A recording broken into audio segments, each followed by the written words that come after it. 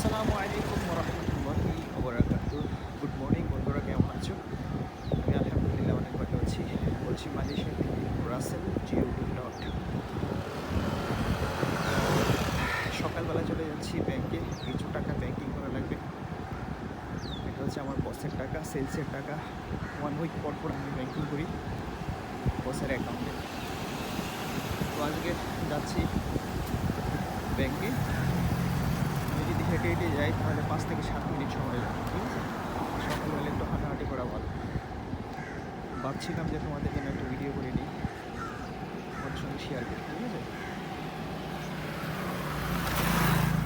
তো বন্ধুরা,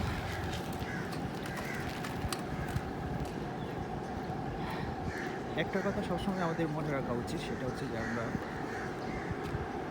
আমি মানুষ যদি কোনো একটা ভুল করি তাহলে অন্য একটা মানুষ আমার ভুলকে ধরিয়ে দিবে, এটাই স্বাভাবিক।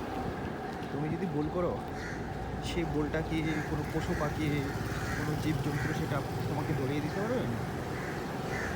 ধরিয়ে দিতে হলে একটা মানুষকেই লাগবে, ঠিক আছে?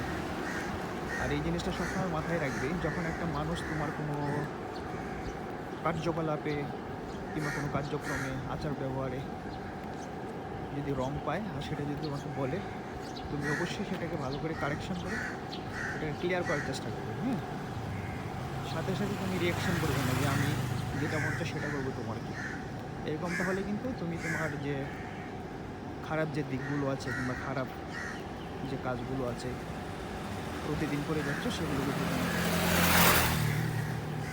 ক্লিয়ার করতে পারবে না কিংবা ফাইন্ড আউট করতে পারবে না।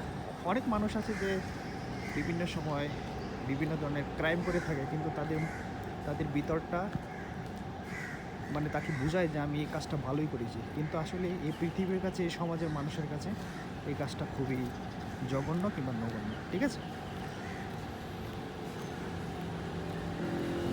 সেই জন্য যদি কোনো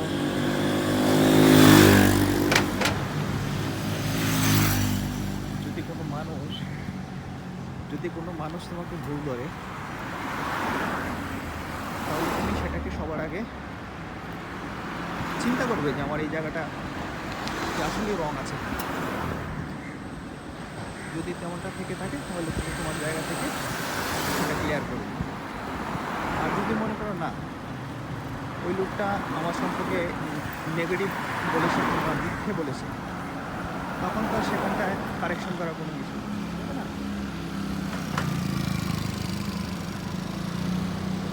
ভিডিওটা আজকের জন্য শেষ করছি। সবাই ভালো থাকবে, সুস্থ থাকবে, সবার জন্য শুভকামনা। আজকের মতো বিদায় নিচ্ছি। আল্লাহ হাফেজ।